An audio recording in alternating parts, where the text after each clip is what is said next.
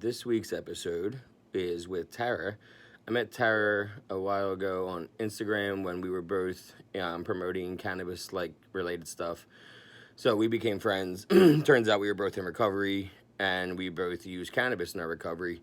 So she had me on her show on Instagram a while ago. She does a show on her Instagram page, 420 Recovery, where she interviews different people about using cannabis in their recovery.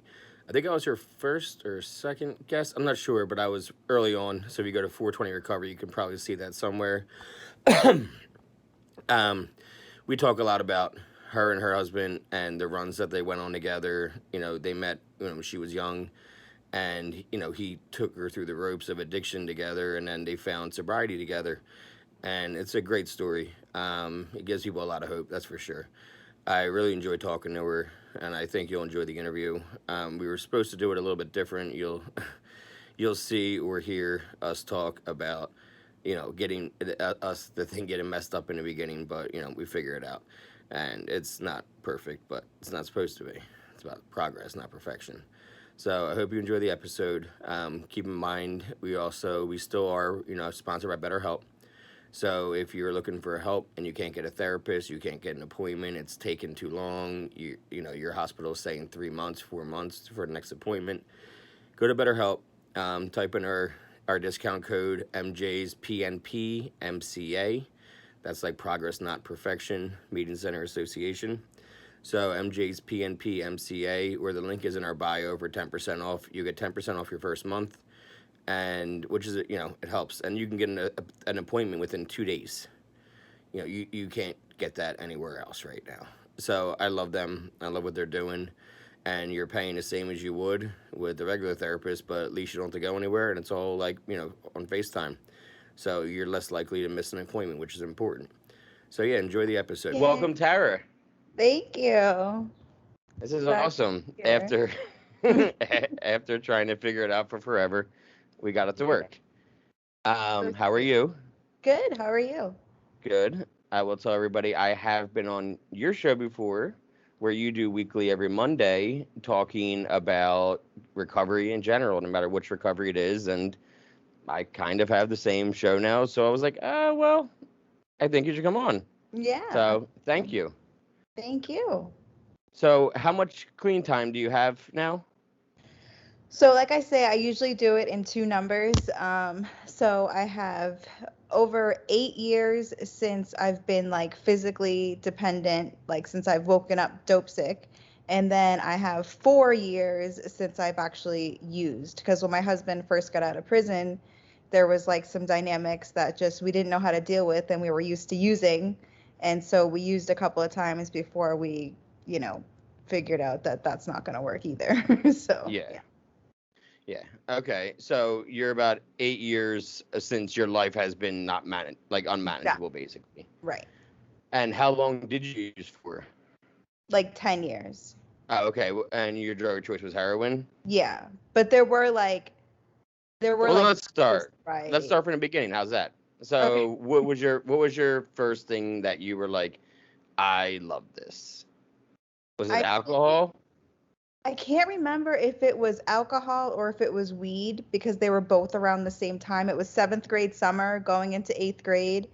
And it was just one of those things, like everyone around me was doing it. And it was kind of like, oh my God, like this is amazing. I loved the way that it made me feel. Like I loved it. I fell in love. Like I loved being messed up. Like I loved being messed up from an early age. I was always like the girl at the party that like my friends could like get drunk, but like I would get drunk till I puked, or I would get drunk till I literally peed in my pants, or you know what I mean? Something super embarrassing would always happen. And then come Monday, I mean, now we're talking about like in high school now, but like come Monday, it was like, funny, slightly embarrassing, and then, let's do it all over again come Friday, and it's just, that's really what high school was. High school up until my senior year was just a whole lot of weed and a whole lot of alcohol. But it didn't seem wrong because everyone around me was doing the same shit. So I didn't feel like there was a problem.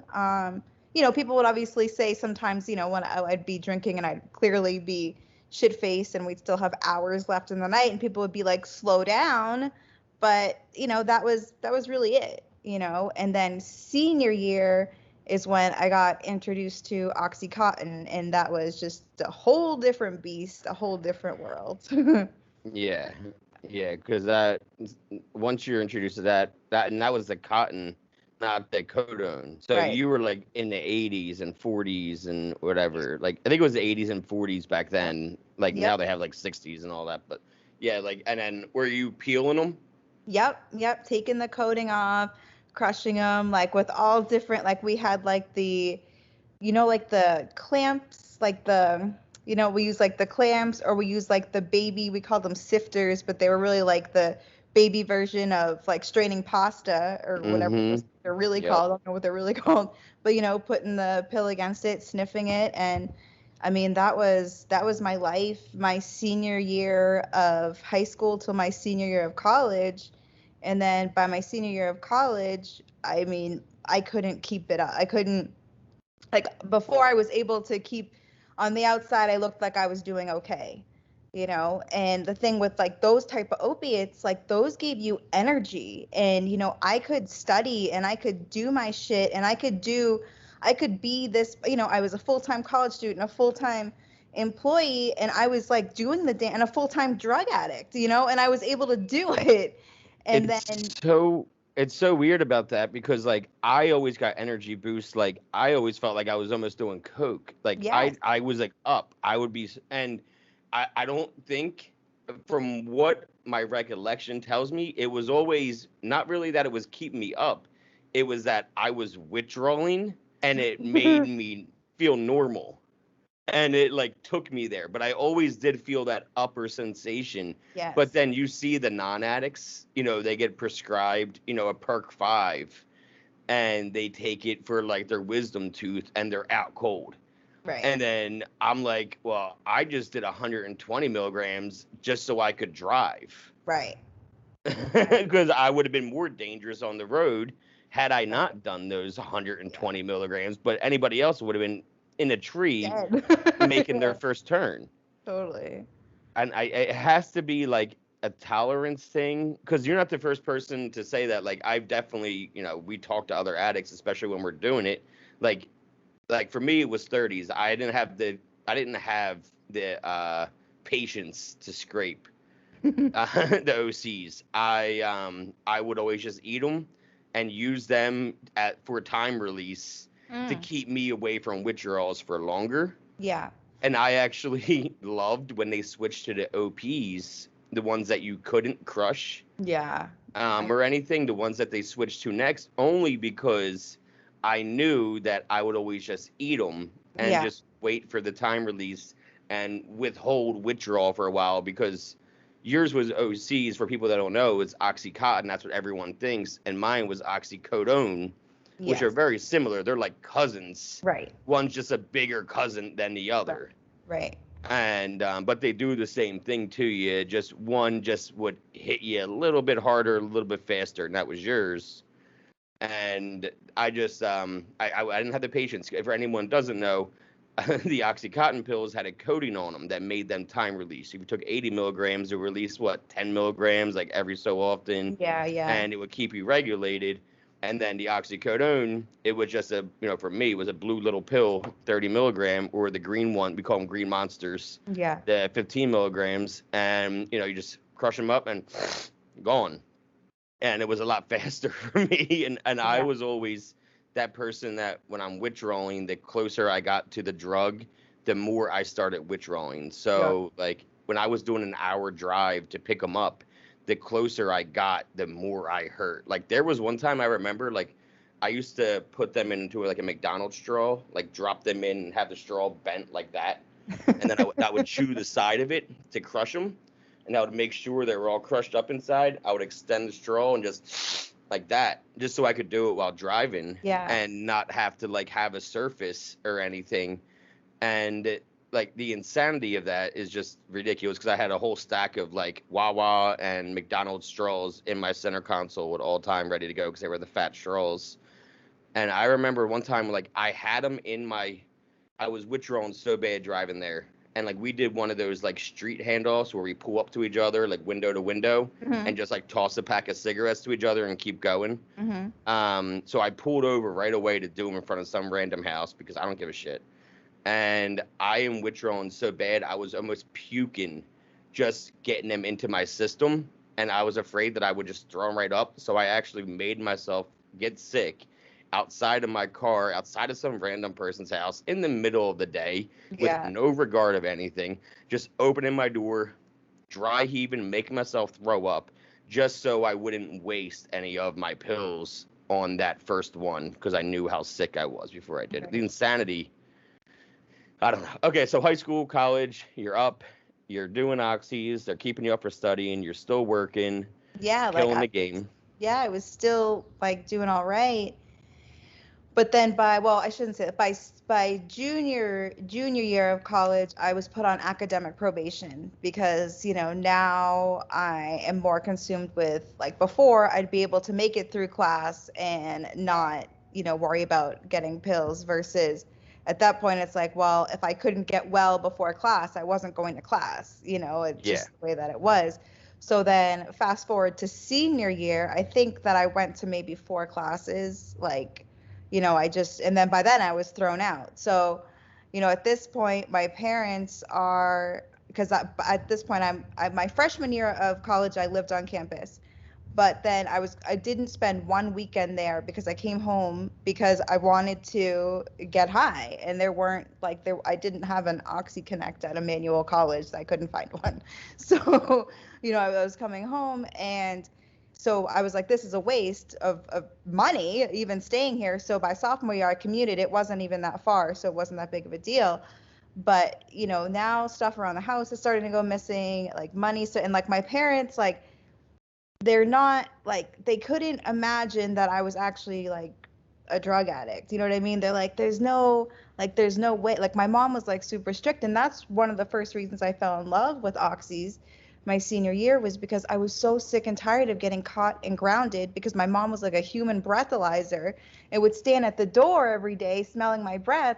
Well, guess what? The first night I came home high as fuck on an oxy, she didn't smell shit, and I wasn't grounded. Yep. So Yeah. that's why I first even fell in love with them, because I was like, I can get rocked and not get in trouble and not have to worry about. So like, my parents were super strict, so they just couldn't imagine that I actually was a drug addict. And then I remember one day I was actually with my husband. So my senior year of college is when I got with my husband.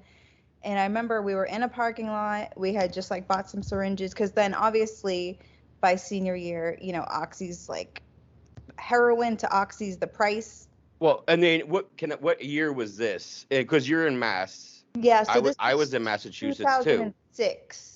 Okay, so I was in Massachusetts in 2006. And I wasn't doing any pills yet, but I believe 80s were like $50 then, right? They were They were already like, yeah, they climbing. were like between 50 and $65. Yep. Yeah, now they're like, A eventually hundred. by 2008, 2009 when I started, they were $1 a milligram. It Yeah. was 80 for 80, Yeah. you know? When I was in Vermont, I had gone to a sober house in Vermont way later, but oxys were $100 for an 80 milligram pill. Well, and it's crazy. Yeah. Yeah. When I started with 30s, they were $20 a piece. Which was a deal because I was spending 10 for perk 10s. We called them bananas. That's how I got started. So like we were buying bananas, but you couldn't sniff bananas because of all the Tylenol in it, like all the filler, the Yeah. acetaminophen, whatever. So we would never sniff them. We would try to, and then we get all stuffed up and Yeah. like, Yeah. it's all gross. So we're like, we got to find another way. And then like, of course, at the bar, we found just a dude that was always at the bar, and he's like, oh yeah, I have 30 milligram ones, and they're really tiny, and you can break them up, and there's no Tylenol, and they're only $20. So instead of buying 3 bananas off me, you can buy a 30 off me for $20. We're like, that's a steal. Yeah. And you can sniff it, and it won't hurt because there's no Yeah. Tylenol and filler and stuff. And I don't think I did 10s ever again unless like Yeah. they were just like handed to me for free, and I was withdrawing, and I just needed to pop one because Yeah. what's the point? Not gonna touch me. I was once you start sniffing, it's a wrap. Yeah, totally. All right, so oxys were climbing in price, and then what was a bag of dope? $10. So around here, like we always really dealt with like the cheapest. Like once you drove to like Fall River and stuff, like further South Shore, you could get like the bundles and stuff. But around here, it was like $40 bags was like typically what we would get is like a $40 bag.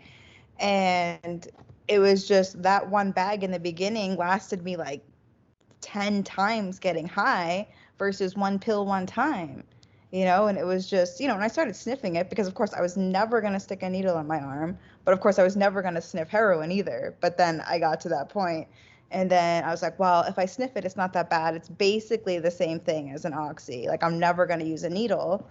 And then one day, it was my husband and I, we only had one $40 bag.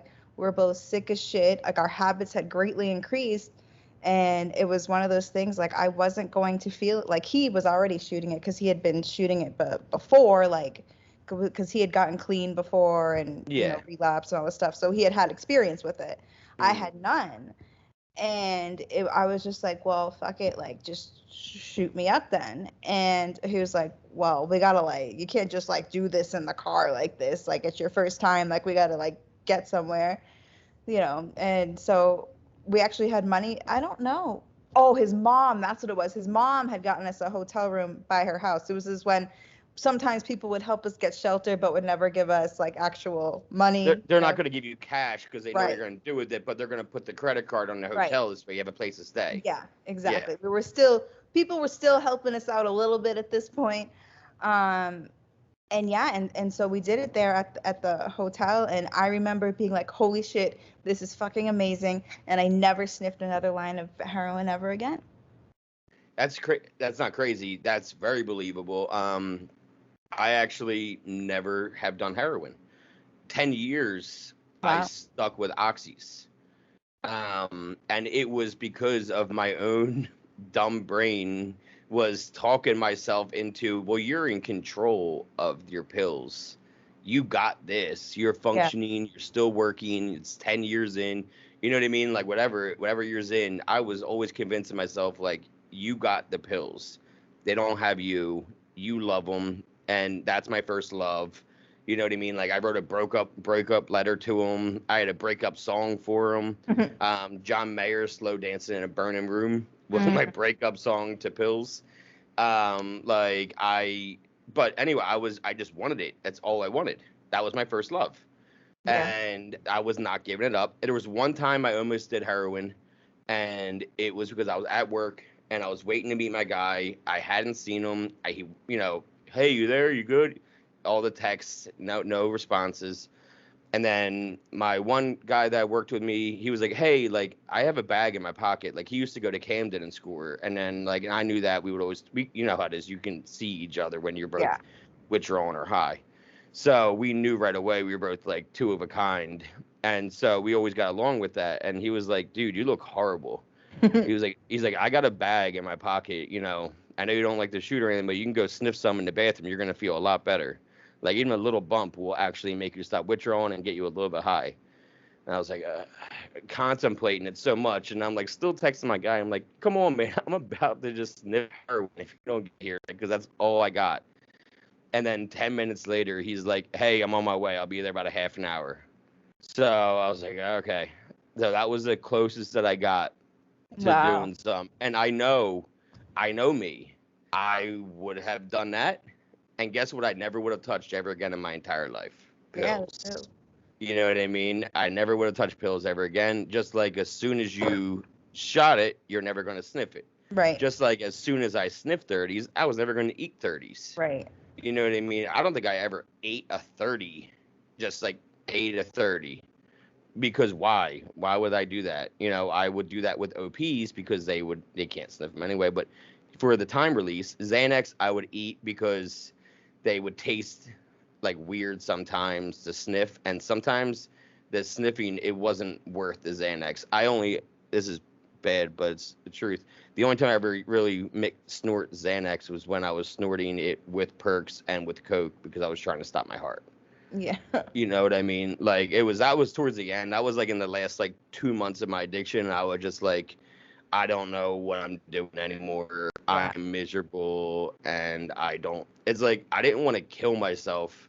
I didn't want to die.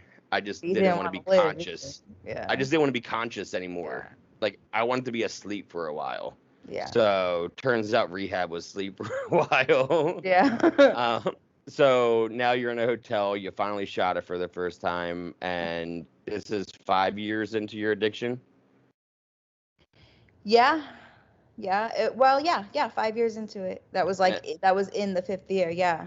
and then it was And then it was off. just kind of off and running. I went to my first rehab, then I went to Oh my wait, back up. Who asked you to go to rehab? That how fast did you get? I want to hear about the first rehab at least. Okay, so the first rehab, Who asked you? Did someone ask you so to my go? Did you get called parents, by your strict so parents? yeah, so okay, so before I went to actual rehab, first I went to, so when my parents had asked me about this money when I was I remember I was in the parking lot with my husband and they asked me about this money. He was like, you just need to come clean to them. He's like, you just need to just like, he's like, you're caught. Like, I mean, you can keep lying, but like you're caught, Yeah. And he was like, my husband's 13 years older than me, and he was kind of starting to feel like guilty, like this young girl with so much like he was like, so he actually like encouraged me to come clean to my parents and kind of see where we went. The answer this time was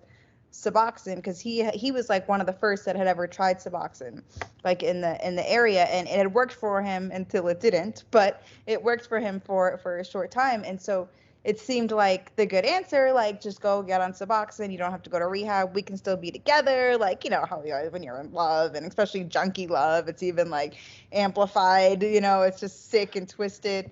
People don't understand the connection though that you do have with that other person that Oh yeah. that like camaraderie and like that kind of partnership and Yes. trust. Like there's a lot of trust. I mean, I was in one relationship, you know what I mean? I'll call it, I don't even consider it a real relationship, just because we never say I love you, so I don't even consider it a real relationship. But we got high together and Yeah, like running partners. we were running partners, Yeah. yeah. And obviously that comes with some perks that a relationship would have, you know what I Right. mean? Right. Right. But I was also taking her to see people from Craigslist because we needed money, Yep. and there's a certain kind like guys, I know there's a lot of guys like, I would never let my girl be with, it's like, yeah, but there's also a certain kind of bonding that goes on between like two people when you have that full trust in one another. And it's a weird trust to have because at that point you don't trust anybody and no one trusts you. Right. So Right. that's all you have is that other person that you're using with that you can trust, because if not them, then who? Right. Yeah. Yeah. So I'm glad that, he was like, oh yeah, you should get clean. Like this will be good for you. Yeah. He probably did feel guilty, Right. you Yeah. know. And that's the thing is like, because, obviously getting back together, I mean, I'm fast forwarding a whole bunch here, but getting back together when everyone was like, what the hell are you doing?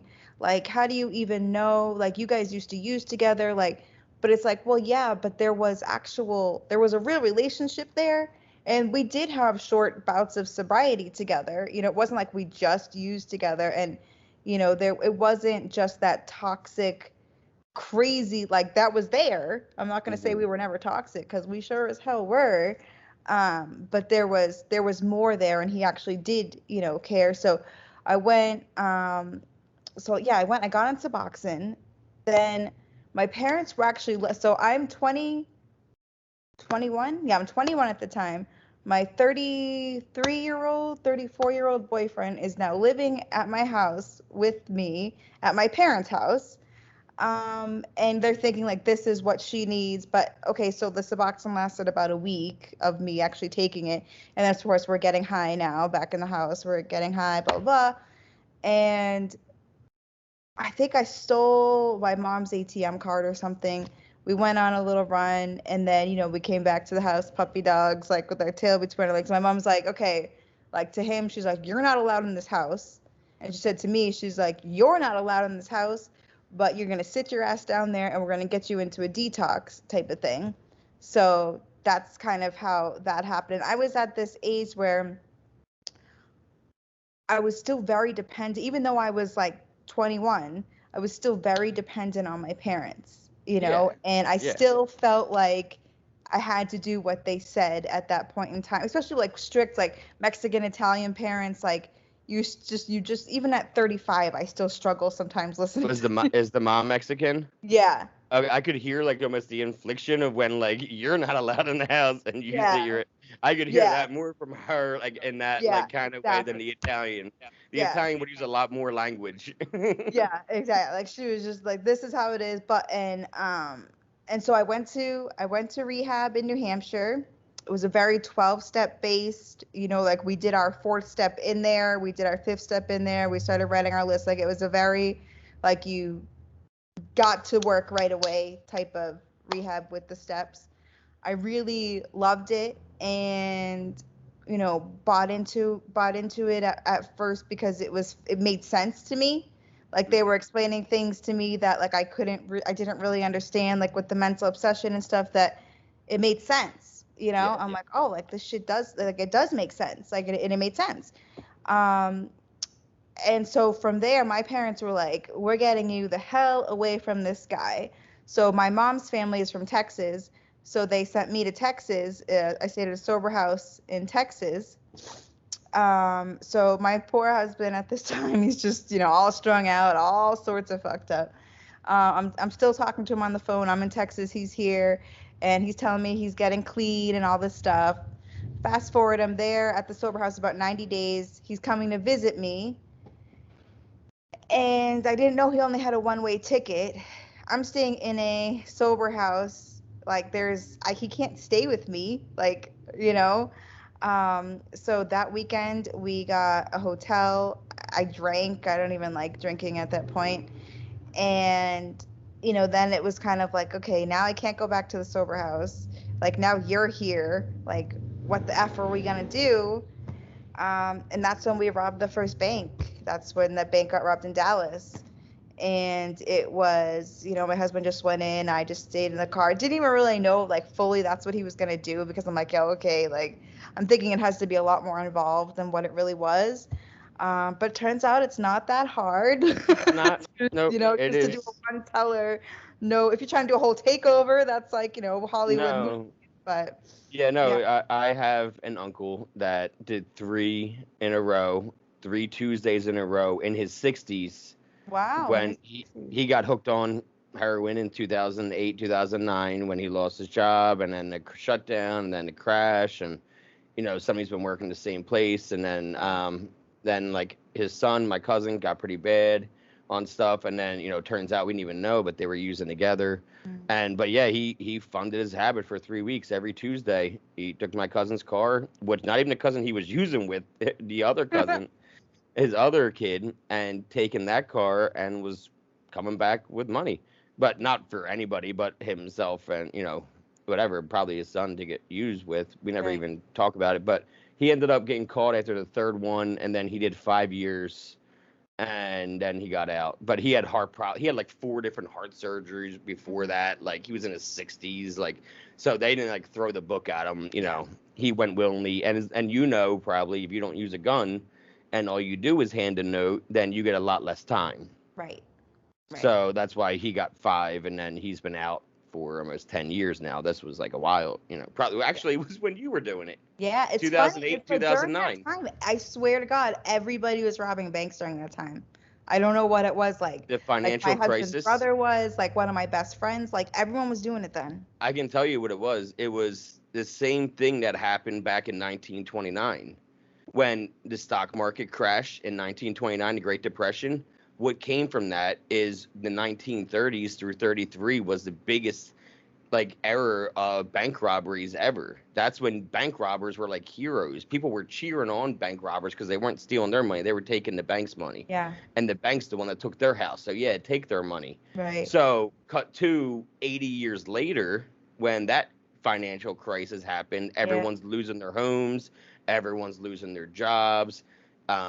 Opioids are really Everyone's just on taking drugs. off. Everyone's on drugs. I mean, pills were taken. That's when I started using was October 2008. Yeah. That's when I started using. Like I've used before that, but I mean that's when I was like, oh, I'm in love now. Yeah. Like, I liked you before, but I am in love. I want Yeah. you every day, all day. And it's everybody was just in that, like, whatever, world's gonna end. There's no money, just live it up, Yeah. And that was always my reasoning to why there was this big, like, spike in Yeah. bank robberies Yeah, it was in crazy. that time period. Okay, so now you rob your first bank. Yeah, so then we were in Texas, so then we drove back to Massachusetts because that's home base, that's where our connects are, that's everything. So, Wait, did you fund your drive with the money you got from the bank? yeah, Okay. yeah. So, and we just drove straight through, like we'd stop to get gas, like, but we drove straight through. My husband was withdrawing because, he had gotten on a plane to come visit me, so he's like dope sick the whole time. Um, we get back to Massachusetts, call our guy, and then it was just, for lack of a better word, like just 2 weeks, but 2 really good weeks of sex, drugs, and rock and roll. It was one of the worst times in my life, but I'd be lying if I said it wasn't some of the best times in my life too, just Hmm. because of, like, if we talk about the addiction to the lifestyle, that was the lifestyle to the fullest then. Yeah. That was just me just living it up, you know. But the sad part is that we knew at this point that, so like I said, I'm still feel very controlled by my parents. So we know, like, my parents are never going to willingly let us be together. Of course, joke's on us. Here we are, and they're happy for us. But back then, we didn't think so. Um, and we have this vicious drug habit that just doesn't seem like like didn't seem like there was a way out. So we were literally on this, like, death crusade, like we were on a mission to die. And speaking of a gun, so the night before we got arrested, our drug dealer, who actually is an informant, sold us a gun for, because, like, we were gonna leave Massachusetts and shit was gonna get, we were gonna take it up a notch. Like, good thing that it happened the way that it did, because it could have, who knows what could have happened if guns started getting brought into the robbery. However, I mean, this guy got all the money from the bank. He got off on whatever he was getting, you know what I mean? Like, the informant dude, he fucking made out. He made out. Yeah, and like to sell somebody a gun, it's basically entrapment so that you're gonna get charged with having possession of a weapon too. That's what I'm saying. And the gun is actually, like, the way that the charge is actually, so my husband's has been in trouble for before, and many times before. He has a Yeah. record. I had no record, didn't even have a parking ticket or anything, but my husband, so he got indicted federally because of the bank robbery in Texas. So for me, I didn't get indicted, but the state picked it up, and the state picked up the gun charge. And in Massachusetts, that's an 18-month mando, no matter what. No, no good time, no nothing. Like, you're serving that full 18 months, no matter what your record looks like. But it ended up working out, because if my husband had gotten charged with that, he'd still be in prison right now. I was gonna say, yeah, with his and a federal, like they're just gonna throw the Yeah, book at him. yeah. So So, with you, you're just getting the lowest one, and right. then plus, if you're both in jail anyway, it's not like you want to be out anyway. You'd rather be in probably. Yeah, yeah. So he ended up. So when we got arrested, the day we got arrested, he ended up, like, he didn't get bail. He never got out until he got out, the day that he got out, after Hmm. 9.5 years. But for me, like, I got bailed out, and I was out on bail for 2 years. So I was trying to get clean, was like in and out of rehabs the whole time, was like trying to do the right thing, but just couldn't. Hmm. I remember they were trying to do this thing, like, with this hair follicle test, because I was out for 2 years. And I remember it was like a couple of months before we were going back to court, and they were like, look really good if you can show this hair follicle test and show that you've been clean this whole time. And I'm like, yeah, yeah, yeah. Like, of course, both times, like, I skipped the appointment. So now, like, my parents are like, all right, like, what's going on? Like, all this stuff. So, but long story short, the first time, it was a jury trial, just a small jury, but the first time was a mistrial because they couldn't decide. And then the second time, so when they brought it back to court, like a month later. And the second time, I mean, I swear that jury was not even out there. It didn't even feel like 10 minutes, but now the DA had the whole time to redo their story. They said Yeah. things they weren't supposed to say, but like once the jury's heard that, like they can't, like they're supposed to throw it out, but like they're in their mind, they're like, okay, so this is for a bank robbery thing. Like there were things that they weren't supposed to hear about that they heard about. So it was, I got found guilty because it's an 18-month mando. I didn't have to come back for sentencing. They just cuffed me and, took me Sent you on away. your way. And I was like, oh man, I'm going to be dope sick. And I was. And I was, incredibly sick. How long did it last? A month. I swear it lasted a month. I swear. I know it probably didn't, but I swear it did. Well, you know what though? But you were there. It's not like they're giving you GABA. It's not like they're giving you anything, so you're feeling every little thing. Like I didn't use subs when I got sober. When I went in detox, I was refusing Suboxone. I was there because I wanted to be there. No one asked me to go. I wanted to go. So I didn't want it to be comfortable. Yeah. I just wanted supervision. So I refused Suboxone and I just took the GABA because the stomach hurts. Like that sucks. Yeah. I hate that. Bad. But the restless legs for me are way, way, way worse. Yeah. And so for gabapentin, I took that because that calmed down my restless legs. And it wasn't, as bad as subs. Because there was a girl in my rehab that was there to get off her Suboxone that she was prescribed the year before when she was getting off heroin. Yeah. And I didn't want that. I didn't want to have to go back to get off of another medicine. So I just said, I'll just deal with it. And it lasted like 6 days. Yeah. Maybe I mean, really bad. The worst part was probably about a week, but I swear, speaking of legs, my knees was like I swear it lasted over a month. The most incredible pain in my knees. Okay, so after that month, now you're getting through the time. You have 18 months. Are you in Mass this whole time? In what? Are you in Massachusetts, like in one of their states? Okay. Yeah, so I'm at MCI Framingham. It's the only state women's facility that we have. I was in the MCI for the first 6 months, and then I got classed, and I went across the street to like minimum security. And I couldn't get a job because when you're on a mandatory sentence, you can't leave for pre-release. You can't do pre-release. But it was just more relaxed. The prison was less. It was still prison, but it was less prison-y, Yeah, yeah. And it wasn't that bad, it really. I thought it was going to be a lot worse than it was. Once you find your crew, it's just like being in a sober house or anything else. It's exactly, yeah. Yep. So when did you get out? So I got out the November of, was it 12?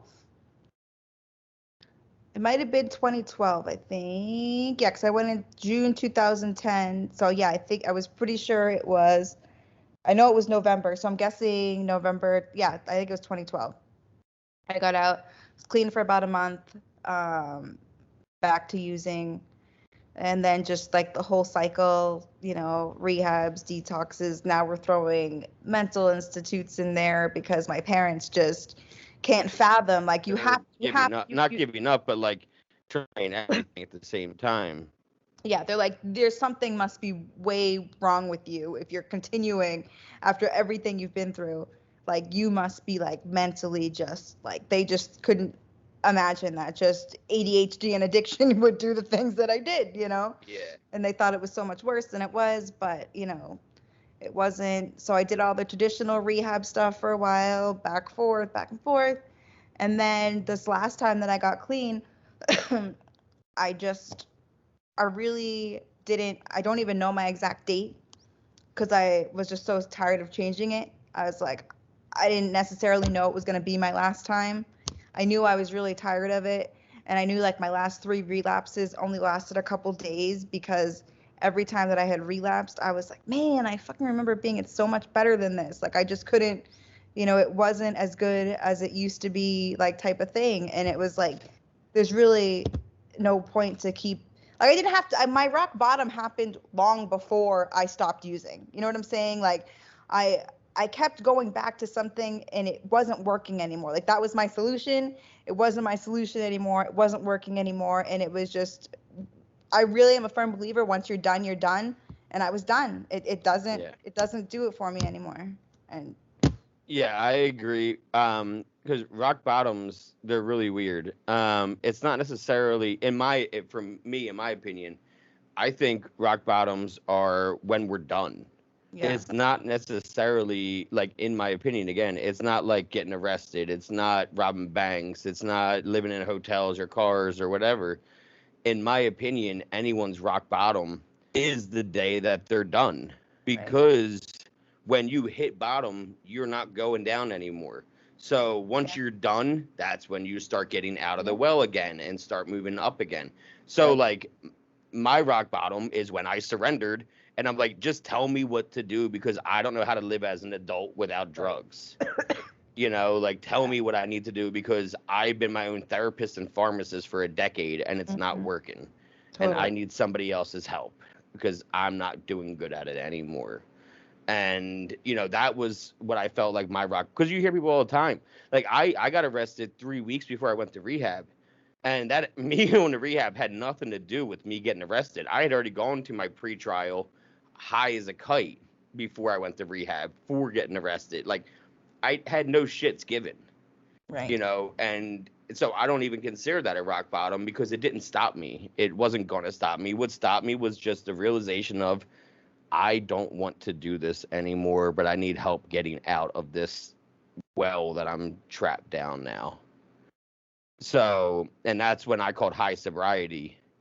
Because on 4/20/18,